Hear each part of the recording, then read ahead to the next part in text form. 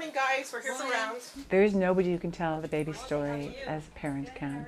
And meeting face to face during rounds facilitates that communication.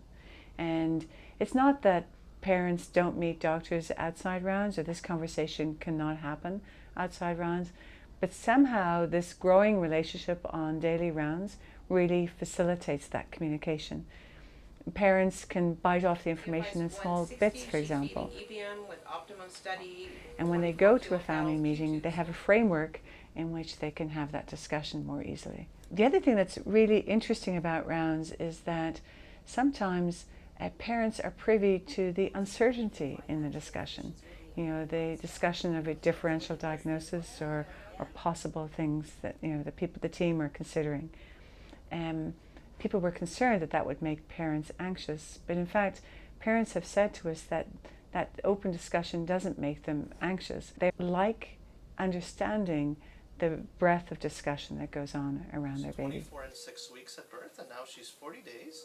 Oftentimes the parents have the complete history that a nursing staff or a resident who's taking care of the baby just for a few days may not have. Our experience has been that parents actually can facilitate that discussion about their baby, so they do contribute in a meaningful way around the medical decision making.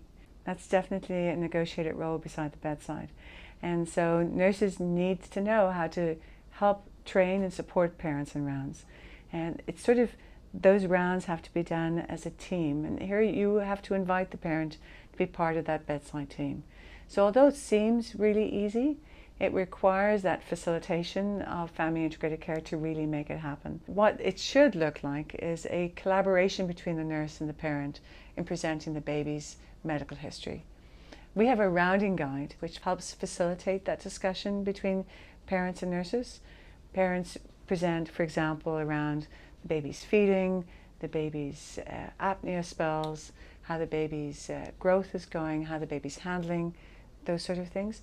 However, if a baby was on a medication such as inotropes or had medical conditions like a ductus arteriosus and we want to know about blood pressures or some of those measurements, that would be the nursing part of rounds.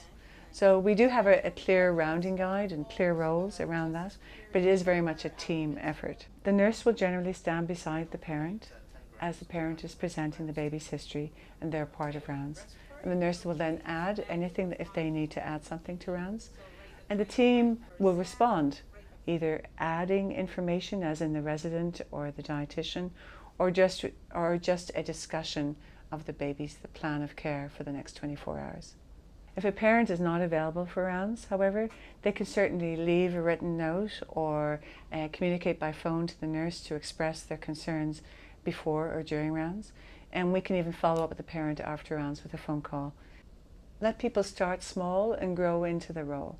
Not all parents will be able to present everything initially, but it's something that they grow in confidence at over time. You really have to create a space for parents to present. A lot of people say, oh, parents are present in our rounds all the time. They've been there for years, and that's parents. Creating a space for the parent voice to be heard in rounds is very different than parents being present on rounds.